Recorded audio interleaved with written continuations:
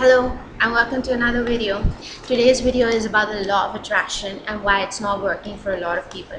Okay, so I've got a list of 6 reasons why it's not working, and what I'll do is I'll touch upon all of the points lightly and then delve into further details in the following videos.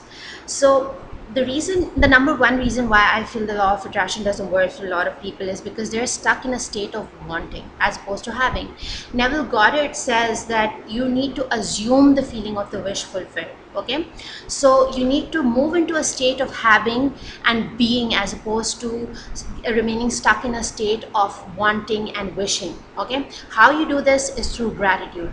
You need to make gratitude a permanent fixture in your life. Without gratitude, nothing works. If there's one thing that you can do, you don't even need to ask. If you're grateful, you're going to be increased in everything that is that you desire.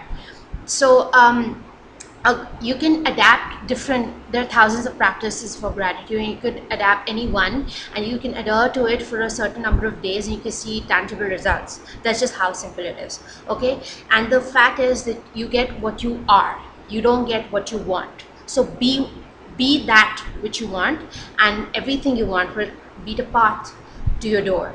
Okay, so the second thing is being in a state of resistance to what is, or being in denial of the existing situation.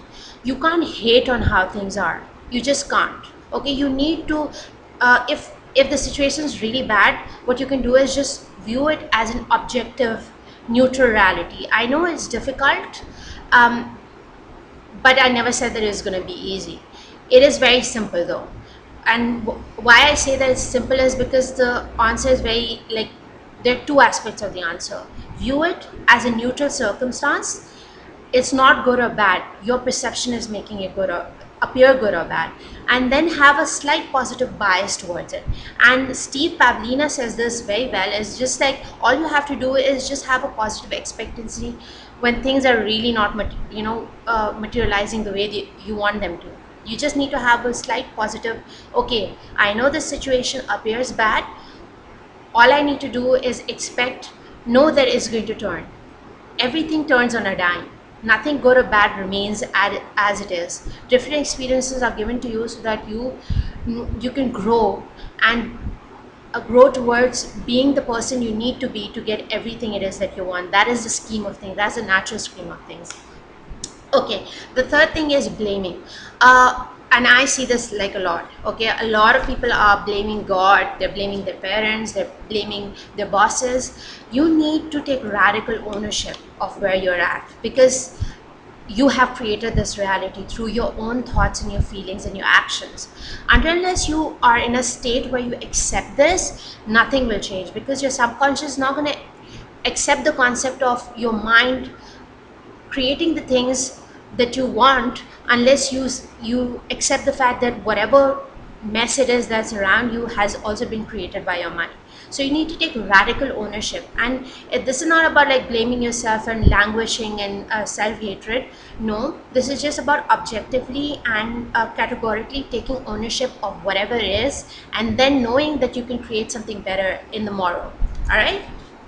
Okay, so the fourth thing on my list is having a lack mentality.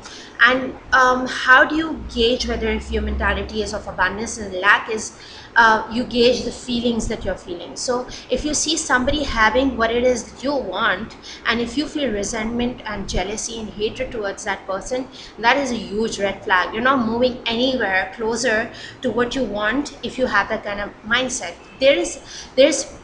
There's an infinite amount of resources. You just have to grow into the person that you need to be in order to access these resources. And Jim Rohn says this in a very beautiful analogy, and it is that there's a vast ocean of abundance at your disposal, whether if you take a spoon to it, or whether if you take a bucket to it, or if you create a trench and form a stream of abundance into your life. That's all up to you. So you need to know that if somebody gets some of it, of what you want, there's infinite amount of what it is that you want out there in the universe. It has nothing, else getting what you want has nothing to do with you. Okay, so stop looking at other people's pockets and plates. Just focus on yours and try to be the best version of yourself, and everything you want is going to be yours. The fifth point is getting too attached to the outcome. All right, so everything you do is to feel better. Everything you want is so that you could feel better. So instead of putting your feelings at the effect of the external circumstances, I think a magical way to create a path for everything you want to yourself is to just assume the feeling of the wish fulfilled again. Okay, so you need to feel happy, you need to feel content, you need to feel blessed, and everything you associate being blessed with or being happy with and being content with is going to be yours as a consequence. So you put your feelings at the effect, and the cause of those feelings is going to be limitless abundance and prosperity. That is actual truth, that is the truth of the universe. Okay, and the sixth point is remove toxic influences in your life. Be very picky about the energetic, auditory, visual stimuli that you expose yourself to. Be very picky about the kind of people you expose yourself to, the kind of content you expose yourself to, the kind of music or the kind of messages you expose yourself to.